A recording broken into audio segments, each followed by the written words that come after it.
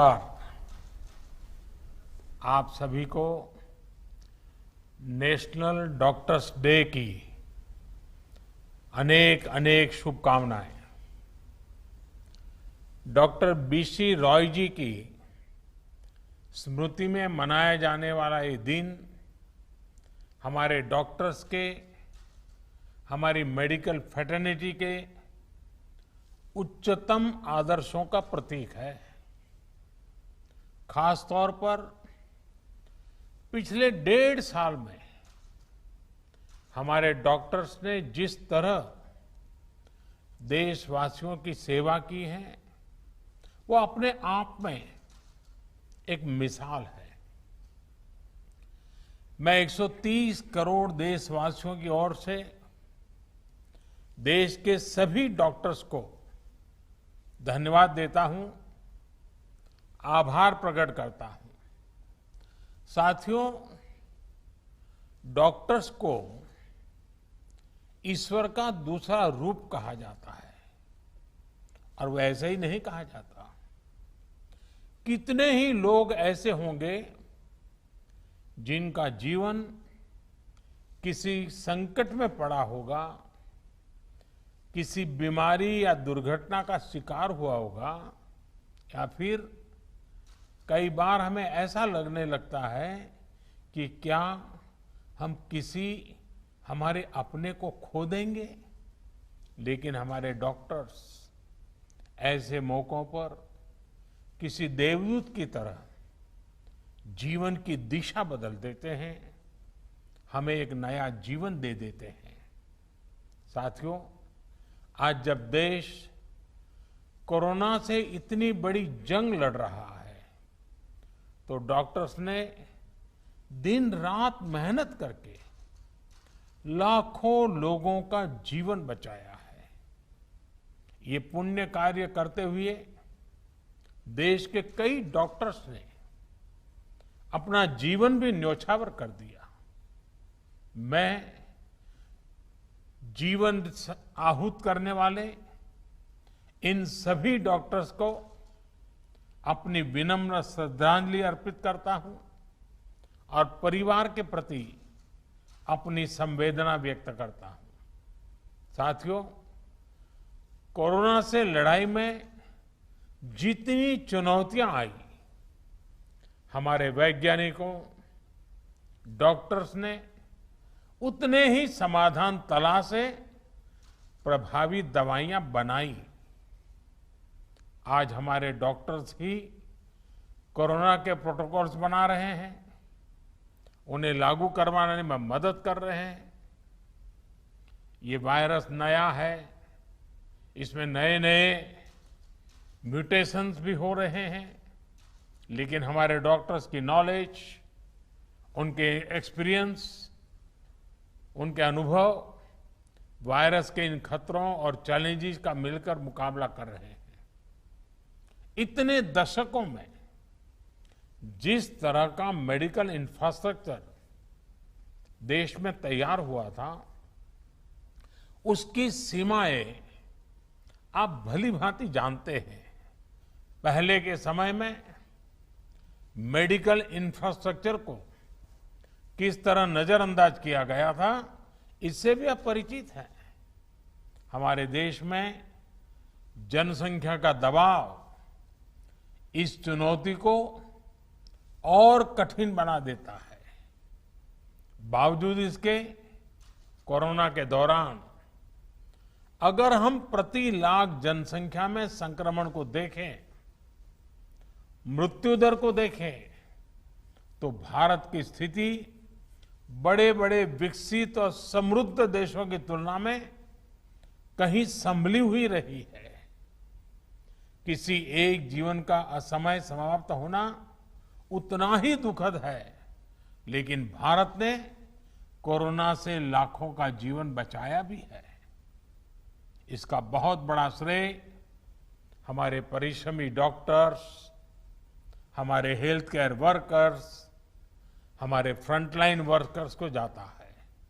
साथियों, ये हमारी सरकार ही है जिसने हेल्थ केयर पर सबसे अधिक बल दिया है।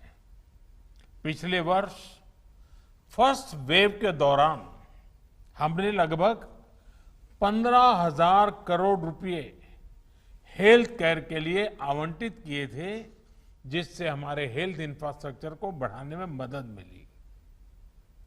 इस साल हेल्थ सेक्टर के लिए बजट का एलोकेशन 2 गुने से भी ज्यादा यानी 2 लाख करोड़ रुपए से भी अधिक किया गया।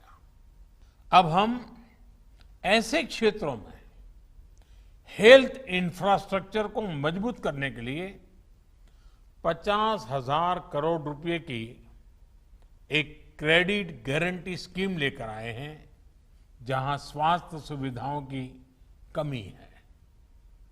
हमने बच्चों के लिए जरूरी हेल्थ इंफ्रास्ट्रक्चर को सशक्त करने के लिए भी 22,000 करोड़ रुपए से ज्यादा आवंटित किए हैं। आज देश में तेजी से नए एम्स खोले जा रहे हैं, नए मेडिकल कॉलेज बनाए जा रहे हैं, आधुनिक हेल्थ इंफ्रास्ट्रक्चर खड़ा किया जा रहा है। 2014 तक जहां देश में केवल 6 एम्स थे, वहीं इन 7 सालों में 15 नए एम्स का काम शुरू हुआ है। मेडिकल कॉलेज की संख्या भी करीब 1.5 गुना बढ़ी है। इसी का परिणाम है कि इतने कम समय में जहां अंडर ग्रेजुएट सीट्स में 1.5 गुने से ज्यादा की वृद्धि हुई है, वहीं पीजी सीट्स में 80% इजाफा हुआ है। यानी यहां तक पहुंचने के लिए जो संघर्ष आपको करना पड़ा, वो कठिनाइयां हमारे युवाओं को, आपके बच्चों को नहीं उठानी पड़ेगी।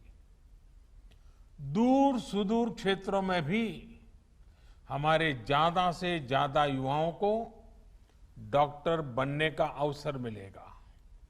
उनकी प्रतिभा को, उनके सपनों को नई उड़ान मिलेगी। मेडिकल सेक्टर में हो रहे इन बदलावों के बीच डॉक्टर्स की सुरक्षा के लिए भी सरकार प्रतिबद्ध है।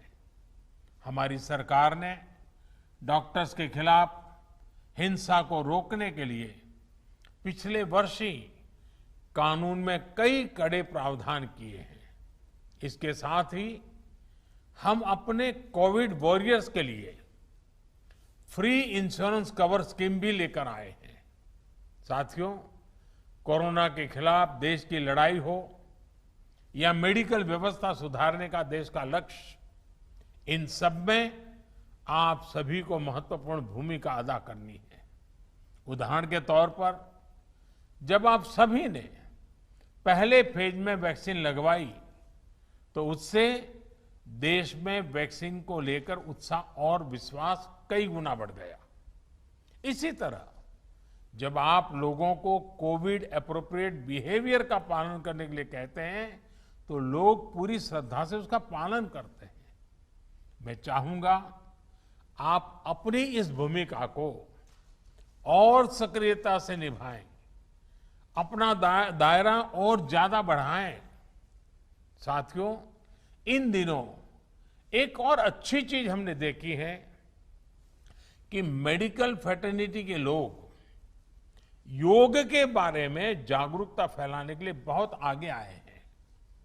योग को प्रचारित प्रसारित करने के लिए जो काम आजादी के बाद पिछली शताब्दी में किया जाना चाहिए था, वो अब हो रहा है। इस कोरोना के काल में योग प्राणायाम का लोगों के स्वास्थ्य पर किस तरह सकारात्मक प्रभाव पड़ रहा है, पोस्ट कोविड कॉम्प्लिकेशन से निपटने में योग किस तरह मदद कर रहा है, इसके लिए आधुनिक मेडिकल साइंस से जुड़े कई संस्थानों द्वारा एविडेंस बेस्ड स्टडीज कराई जा रही है। इस पर आप में से कई लोग काफी समय दे रहे हैं। साथियों, आप लोग मेडिकल साइंस को जानते हैं, एक्सपर्ट हैं, स्पेशलिस्ट हैं, और एक भारतीय को योग को समझना भी स्वाभाविक रूप से आसान होता है। जब आप लोग योग पर स्टडी करते हैं तो पूरी दुनिया इसे बहुत सीरियसली लेती है। क्या आईएमए इसे मिशन मोड में आगे बढ़ा सकती है? योग पर एविडेंस बेस्ड स्टडीज को साइंटिफिक तरीके से आगे ले जा सकती है। एक प्रयास ये भी हो सकता है कि योग पर स्टडीज को इंटरनेशनल जर्नल्स में पब्लिश किया जाए, उसे प्रचारित किया जाए। मुझे विश्वास है कि ये स्टडीज दुनिया भर में डॉक्टर्स को, अपने पेशेंट्स को योग के बारे में और जागरूक करने के लिए भी प्रोत्साहित करेगी। साथियों, जब भी हार्ड वर्क, टैलेंट और स्किल की बात आती है तो इनमें आपका कोई मुकाबला नहीं है। मैं आपसे यह भी अनुरोध करना चाहता हूं कि आप पूरे अटेंशन के साथ ही अपने अनुभवों का डॉक्यूमेंटेशन भी करते रहें। पेशेंट के साथ आपके एक्सपीरियंसेस का डॉक्यूमेंटेशन बहुत ही अहम है। साथ ही मरीज के सिम्टम्स, ट्रीटमेंट प्लान और उनके रिस्पॉन्स का भी डिटेल डॉक्यूमेंटेशन होना चाहिए। यह एक रिसर्च स्टडी के रूप में भी हो सकता है जिसमें विभिन्न प्रकार की दवाओं और ट्रीटमेंट्स के असर को नोट किया गया हो। जितनी बड़ी संख्या में आप मरीजों की सेवा और देखभाल कर रहे हैं, उसके हिसाब से आप पहले से ही दुनिया में सबसे आगे हैं। यह समय यह भी सुनिश्चित करने का है कि आपके काम का, आपकी साइंटिफिक स्टडीज का दुनिया संज्ञान ले और आने वाली पीढ़ी को उसका लाभ भी मिले। इससे दुनिया को जहां मेडिकल से जुड़े कई जटिल सवालों को समझने में आसानी होगी, वहीं उसके समाधान की दिशा भी मिलेगी। कोविड की यह महामारी इसके लिए एक अच्छा स्टार्टिंग पॉइंट हो सकता है। वैक्सीन किस प्रकार से हमारी मदद कर रही है, किस प्रकार से अर्ली डायग्नोसिस का लाभ मिल रहा है और एक पर्टिकुलर ट्रीटमेंट किस प्रकार से हमारी सहायता कर रहा है, क्या हम इसको लेकर ज्यादा से ज्यादा स्टडीज कर सकते हैं? पिछली शताब्दी में जब महामारी आई थी, आज उसका डॉक्यूमेंटेशन बहुत उपलब्ध नहीं है। आज हमारे पास टेक्नोलॉजी भी है और हम अगर कोविड से कैसे मुकाबला किया गया है, इसके प्रैक्टिकल अनुभवों का डॉक्यूमेंटेशन करते हैं तो वो भविष्य में पूरी मानवता के लिए बेहद मददगार साबित होगा। आपका ये अनुभव देश के मेडिकल रिसर्च को एक नई गति भी देगा। अंत में मैं यही कहूंगा कि आपकी सेवा, आपका श्रम सर्वे भवन्तु सुखिनः के हमारे संकल्प को अवश्य सिद्ध करेगा। हमारा देश कोरोना से भी जीतेगा और विकास के नए आयाम भी हासिल करेगा। इन्हीं शुभकामनाओं के साथ आपको बहुत बहुत धन्यवाद।